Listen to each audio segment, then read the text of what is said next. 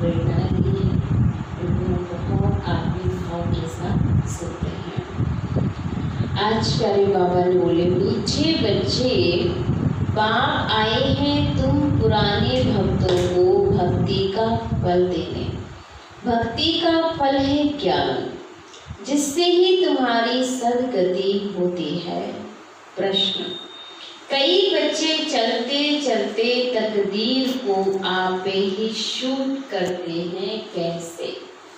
उत्तर, अगर बाप का बनकर सर्विस नहीं करते, अपने पर और दूसरों पर रहम नहीं करते, तो वह अपनी तकदीर को शूट करते हैं, अर्थात पद भ्रष्ट हो जाते हैं। अच्छी रीति पढ़ें, योग में रहें तो पद भी अच्छा मिले। सर्विसेबल बच्चों को तो सर्विस का बहुत शौक होना चाहिए। गीते कौन आया आज सवेरे सवेरे, तो कौन आया है? प्यारा बाबा आया है सवेरे सवेरे बच्चों को उठाने के लिए और उनकी तकदीर जगाने के लिए आया है। ओम शांति।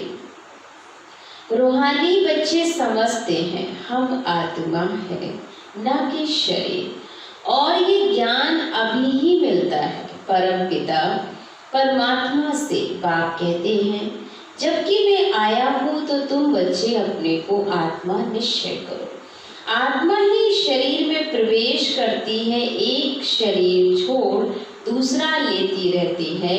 आत्मा नहीं बदलती, शरीर बदलता है। आत्मा तो अविनाशी है, तो अपने को आत्मा समझना ये ज्ञान कभी कोई दे ना सके।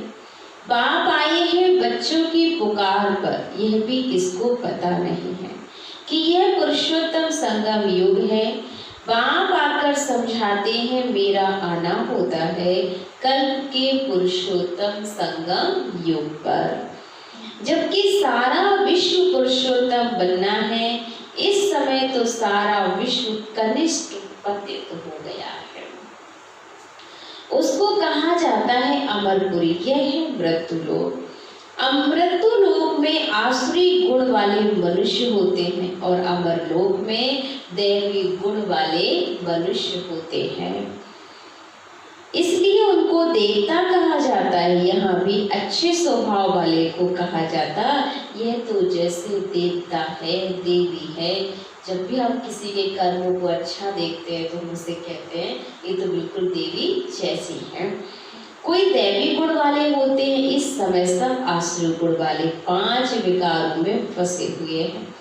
तब गाते हैं इस दुख से आकर लिबरेट करो। कोई एक सीता को नहीं छुड़ाया है, बाबा ने समझाया है। भक्ति को सीता कहा जाता है, भगवान को राम कहा जाता है। तो जो भक्तों को फल देने आया है ना, भक्ति में सीता जो है वो आत्मा रूपी सीता है और राम जो है आत्मा का परम पिता परमात्मा है। इसलिए वो आए हैं हमें लिबरेट करने। बाबा ने समझाया है कि जो भक्तों को फल देने आता है, इस बेहद के रावण राज में सारी दुनिया फंसी हुई है। उनको लिबरेट कर राम राज में ले जाते हैं। रघुपति राघव राजा राम की बात नहीं, वह तो त्रेता के राजा थे। अभी तो सभी आत्माएं तमो प्रधान जड़जड़ीभूत अवस्था में हैं। सीढ़ी उतरते उतरते नीचे आ गए हैं, पूज से पुजारी बन गए हैं। देवता किसकी पूजा नहीं करते, वह तो है ही पूज। फिर वह जब वैश्य और शूद्र बनते हैं तो पूजा शुरू होती है। वाम मार्ग में आने से पुजारी बन जाते हैं। पुजारी देवताओं के चित्रों के आगे नमन करते। इस समय कोई भी पूज नहीं है, सारी दुनिया पुजारी है। तो बाबा कहते हैं कि मैं आया हूँ तुम्हें फिर से पूज बनाने। ऊंच से ऊंच भगवान पूज, फिर सत्युगी देवता है पूज। इस समय तो सब आसुरी पुजारी हैं। पहले शिव की पूजा होती है, वह है अव्यभिचारी पूजा। वह सतो प्रधान, फिर देवताओं से भी उतरकर जल की, मनुष्यों की, पंछियों की आदि की पूजा करने लग पड़ते हैं। दिन प्रतिदिन अनेकों की पूजा होने लगती है। आजकल रिलीजियस कॉन्फ्रेंस भी बहुत होती रहती है, कभी आदि सनातन धर्म वालों की तो कभी जैनियों की, कभी आर्य समाजियों की। बहुतों को बुलाते हैं क्योंकि हर एक अपने धर्म को तो ऊंचा समझते हैं ना। हर एक धर्म में कोई ना कोई विशेष गुण होने वाला वह अपने को बड़ा समझते हैं। जैनियों में भी किस्म किस्म के होते हैं, 5-7 वैरायटी होंगे। उनमें फिर कोई नंगे भी होते हैं जो नंगे बनने का अर्थ नहीं समझते हैं। भगवान वाच है, नंगे अर्थात अशरीरी आए थे और अशरीरी बनकर हमें घर वापस जाना है। तो ये नंगे का मतलब ना मैं नहीं, आमन अंग, बिना अंग के रहने का भाव को वो स्थूल रूप से नंगे देखते हैं, इसलिए दिखाई देते हैं। विशेष गुण होने के कारण ना किस्म किस्म के होते हैं। तो फिर आश्चर्य बनकर जाना है, वह फिर कपड़े उतार कर नंगे बन जाते। भगवान वाच के अर्थ को नहीं समझते हैं। बाबा कहते तुम आत्मा यहाँ ये शरीर को धारण कर पाठ बजाने आई हो, फिर वापस जाना है। इन बातों को तुम बच्चे ही समझते हो, आत्मा ही पाठ बजाने आती है, झाड़ वृद्धि को पाता रहता है। नए नए किस्म किस्म के धर्म इमर्ज होते रहते हैं, इसलिए इनको वैरायटी नाटक कहा जाता है। वैरायटी धर्मों का झाड़ है। इस्लामी देखो कितने काले हैं, उनकी भी बहुत ब्रांचेस निकलते हैं। मोहम्मद तो बाद में आए हैं, पहले हैं इस्लामी, बौद्धी और फिर सिख कहा जाता है। इसलिए मुसलमानों की संख्या भी बहुत है। अफ्रीका में कितने साहूकार हैं, सोने हीरे की खानियां हैं, जहां बहुत धन देखते हैं तो उस पर चढ़ाई कर धनवान बनते हैं। क्रिश्चियन लोग भी कितने धनवान बने हैं। भारत में भी धन है परंतु गुप्त है। सोना आदि कितना पकड़ते रहते हैं। अब दिवंबर जैन सभा वाले कॉन्फ्रेंस आदि करते रहते हैं, क्योंकि हर एक अपने को बड़ा समझते हैं ना। ये इतने धर्म सब बढ़ते रहते हैं, कभी विनाश भी नहीं होना है, कुछ भी समझते नहीं। सब धर्मों में ऊंच से ऊंच तुम्हारा ब्राह्मण धर्म है, जिसका किसको भी पता नहीं है। कलयुगी ब्राह्मण भी बहुत है, परंतु वह है कुक वंशावली ब्राह्मण, प्रजापिता ब्रह्मा के मुख वंशावली ब्राह्मण। वह तो सब भाई बहन होने चाहिए। अगर वह अपने को, बाबा कहते हैं आत्मा आत्मा भाई भाई इसलिए लेके, परंतु वे अपने को ईश्वर औलाद कहलाते हैं, तो भाई बहन ही चले, फिर शादी भी कर ना सके। सिद्ध होता है कि वह ब्राह्मण ब्रह्मा के मुख वंशावली नहीं है, सिर्फ नाम रख देते हैं। वास्तव में देवताओं से भी ऊंच ब्राह्मणों को ही कहेंगे, छोटी है ना। ये ब्राह्मण ही मनुष्यों को देवता बनाते हैं, पढ़ाने वाला ही परम पिता परमात्मा है। स्वयं ज्ञान का सागर है, ये किसको भी पता नहीं। बाप के पास आकर ब्राह्मण बनकर फिर भी कल शूद्र बन पड़ते हैं। पुराने संस्कार पलटने में बड़ी मेहनत लगती है। अपने को आत्मा निश्चय कर बाबा से वर्षा लेना है। रूहानी बाप से रूहानी बच्चे ही वर्षा लेंगे। बाबा को याद करने में ही माया पिघल डालती है। बाप कहते हैं हद कारडे और दिल यारडे। ये है बहुत सहज, जैसे आशिक मासूक होते हैं जो एक दो को देखने बिगर रह ना सके।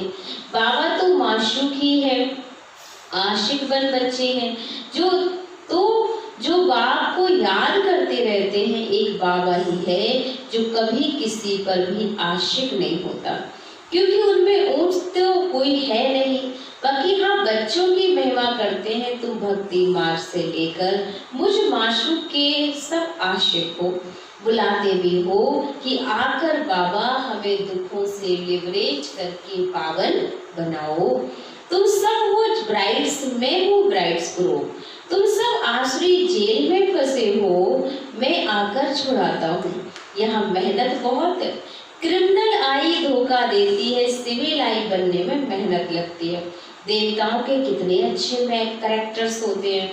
अब ऐसा देवता बनाने वाला जरूर चाहिए ना।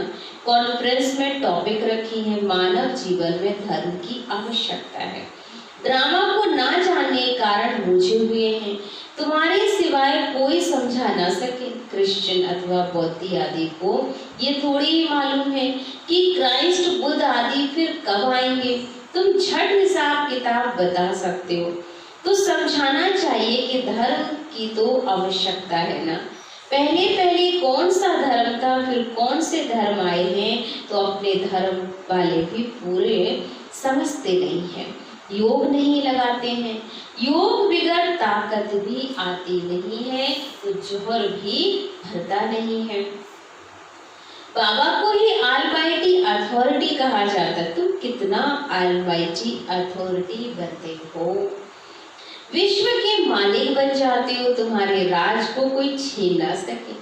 उस समय और कोई खंड होते नहीं, अभी तो कितने खंड हैं। ये सृष्टि चक्र कैसे फिरता है, 5000 वर्ष का ये चक्र है। बाकी सृष्टि लंबी कितनी है, वही थोड़ी ही माप कर सकते हैं। धरती का करके माप कर सकते हैं, सागर का तो कर ना सके। आकाश और सागर का अंत कोई पा ना सके। समझाना है धर्म की आवश्यकता क्यों है, सारा चक्र बना ही धर्मों पर है। यह है वैरायटी धर्मों का झाड़। ये झाड़ है अंधों के आगे आईना है। जो बाबा ने ये झाड़ का चित्र बनाया है, इस पर समझाएंगे तो वो तुरंत लोगों को समझ में आएगा कि शुरुआत सृष्टि की कैसे हुई है। तुम अभी बाहर सर्विस पर निकले हो, आहिस्ते आहिस्ते तुम्हारी वृद्धि होती जाती है। तूफान लगने से बहुत पत्ते गिरते भी हैं, और धर्मों में तूफान लगने की बात नहीं रहती है, उनको तो ऊपर में आना है। यहाँ तुम्हारी स्थापना बहुत वंडरफुल है। तो पहले पहले वाले भगत जो हैं, उनको ही आकर भगवान को फल देना है, अपने घर ले जाने का। बुलाते भी हैं, हम आत्माओं को अपने घर ले जाओ। ये किसको भी पता नहीं है कि बाबा स्वर्ग का राजभाग देते हैं। सन्यासी लोग तो सुख को मानते ही नहीं है, वो चाहते हैं मुझ को वर्षा नहीं कहा जाता। खुद शिव बाबा को भी पाठ बजाना ही पड़ता है, तो फिर किसको मुझ में रख सकते हैं। तुम ब्रह्मा कुमार कुमारियां अपने धर्म को और सबके धर्म को जानते हो, तुमको तरस पड़ना चाहिए, चक्र का राज समझाना चाहिए। बोलो, तुम्हारे धर्म स्थापक फिर अपने समय पर आएंगे, समझाने वाला भी होशियार चाहिए। तुम समझा सकते हो कि हर एक को सतो प्रधान से सतो रजो तमो में आना ही है। अभी है बच्चे रावण का राज। तुम्हारी सच्ची गीता जो बाबा सुनाते हैं, भगवान निराकार को ही कहा जाता। आत्मा निराकार गॉड फादर को बुलाती है, वहां तुम आत्माएं रहती हो। तुमको परमात्मा थोड़ी कहेंगे, परमात्मा तो एक ही है, वो भी ऊंच से ऊंच भगवान है। फिर सब हैं आत्माएं बच्चे। सर्व का सदगति दाता एक है, फिर देवताएं, उनमें भी नंबर 1 कृष्ण है, क्योंकि आत्मा और शरीर दोनों पवित्र है। तुम हो संगम योगी, तुम्हारा जीवन ही अमूल्य है, देवताओं का नहीं है। ब्राह्मणों का अमूल्य जीवन है। बाबा तुमको बच्चा बनाए, फिर तुम्हारे पर कितनी मेहनत करते हैं। देवताएं थोड़ी ही इतनी मेहनत करेंगे, वह पढ़ाने लिए बच्चों को स्कूल भेज देंगे। यहाँ बाबा बैठ तुमको पढ़ाते हैं, वह बाप टीचर गुरु तीनों ही हैं, तो कितना रिगार्ड होना चाहिए। सर्विसेबल बच्चों को सर्विस का बहुत शौक होना चाहिए। बहुत थोड़े हैं जो अच्छे होशियार हैं, तो सर्विस में लगे हुए हैं। हेड्स तो चाहिए ना, लड़ाई के मैदान में जाने के लिए जिनको सिखलाते हैं, उनको नौकरी आदि सब छुड़ा देते हैं। उन्हों के पास फिर लिस्ट रहती है, फिर मिलिट्री को कोई रिफ्यूज कर ना सके कि हम मैदान पर नहीं जाएंगे। ड्रिल सिखलाते हैं कि जरूरत पर बुला लेंगे, रिफ्यूज करने वाले पर केस लगाते हैं। यहाँ तो वह बात नहीं, यहाँ फिर से जो अच्छी रीति सर्विस नहीं करते हैं तो अपना ही पद भ्रष्ट करते हैं। ये भागने वाली बात नहीं है। सर्विस नहीं करते, गोया अपने को ही शूट करते हैं, पद भ्रष्ट हो जाता है। अपनी तकदीर को शूट कर देते हैं। अच्छी रीति पढ़ें, योग में रहे तो अच्छा पद भी मिले। अपने पर रहम करना होता है, अपने पर करें तो दूसरे पर भी करें। बाप हर प्रकार की समझानी देते रहते हैं, ये दुनिया का नाटक कैसे चलना है, तो राजधानी भी स्थापन होती है। इन बातों को दुनिया नहीं जानती। अब निमंत्रण तो मिलते हैं, 5-10 मिनट में क्या समझा सकेंगे, 1-2 घंटा दें तो समझा भी सकेंगे। ड्रामा को तो बिल्कुल जानते नहीं। पॉइंट्स अच्छी जहां तहां लिख देनी चाहिए, परंतु बच्चे भूल जाते। बाप क्रिएचर भी है तो बच्चों को क्रिएट करते हैं, अपना बनाया है। डायरेक्टर बन डायरेक्शन भी देते हैं, श्रीमत देते हैं और फिर एक्ट भी करते हैं, ज्ञान सुनाते हैं। ये भी उनकी ऊंच से ऊंच एक्ट है ना। ड्रामा की क्रिएटर, डायरेक्टर और मुख्य एक्टर को जाना तो क्या ठहरा ना। इसलिए बाबा कहते हैं जिन्होंने ड्रामा को नहीं जाना तो वो क्या है, कुछ भी नहीं। इसलिए ड्रामा की हर सीन कल्याणकारी है और उसे समझना हमारे लिए बहुत आवश्यक है। अच्छा, मीठे मीठे सिकील दे बच्चों प्रति माँ पिता बाप दादा का याद प्यार और गुड मॉर्निंग। रूहानी बाप की रूहानी बच्चों को नमस्ते। हम रूहानी बच्चों की रूहानी बाप दादा को दिल व जान से सिकवा प्रेम से याद प्यार और गुड मॉर्निंग। नमस्ते नमस्ते नमस्ते। शुक्रिया बाबा, शुक्रिया बाबा, शुक्रिया। मेरी जिंदगी को संवारने वाले बाबा, तेरा लाख लाख शुक्रिया। धारणा के लिए मुख्य सार। फर्स्ट पॉइंट है, इस अमूल्य जीवन में पढ़ाने वाले टीचर का बहुत बहुत रिगार्ड रखना है। पढ़ाई में अच्छा होशियार बन सर्विस में लगना है। अपने ऊपर आप ही रहम करना है। सेकेंड पॉइंट, अपने आप को सुधारने के लिए सिविलाइज बनना है, अपने कैरेक्टर सुधारने हैं, मनुष्यों को देवता बनाने की सेवा करनी है। वरदान है, संकल्प और बोल के विस्तार को सार में लाने वाले अंतर्मुखी भाव। स्पष्टीकरण, व्यर्थ संकल्पों के विस्तार को समेटकर सार रूप में स्थित होना तथा मुख की आवाज के व्यर्थ को समेटकर समर्थ अर्थात सार रूप में आना, यही है अंतर्मुखता। तो ऐसी अंतर्मुखी बच्चे ही साइलेंस की शक्ति द्वारा भटकती हुई आत्माओं को सही ठिकाना दिखा सकते हैं। ये साइलेंस की शक्ति अनेक रूहानी रंगत दिखाती है और साइलेंस की शक्ति से हर आत्मा के मन का आवाज इतना समीप सुनाई देता है जैसे कोई सम्मुख बोल रहा है। इसलिए साइलेंस की पावर हमें इकट्ठी करनी है। अंतर्मुखता से बाहर निकलकर व्यर्थ संकल्पों से मुक्त होकर के अपने इतना अंतर गुफा में जाएंगे, उतना हम औरों को भी पढ़ सकेंगे, औरों को भी अच्छे संकल्पों से अनुभव कर सकेंगे और उनकी भावनाओं को भी समझ सकेंगे। स्लोगन है, स्वभाव संस्कार संबंध संपर्क में लाइट रहना अर्थात फरिश्ता बनना। स्वभाव संस्कार संबंध संपर्क में लाइट रहना अर्थात फरिश्ता बनना। तो फरिश्ता वही बनेगा जो हर एक चीज में कैसा रहेगा, लाइट रहेगा। तो लाइट होगा तभी बाबा की माइट मिलेगी और माइट मिलेगी तो लाइट, और उससे जो है विश्व को हम सकाश पहुंचा सकेंगे। तो इस बात का हमें खास अभ्यास बाबा ने दिया हुआ है जो हमें बहुत ध्यान से पूरा दिन करना है। ओम शांति। तो चलते हैं, अभी हम 2 मिनट बाबा की याद में बैठते हैं।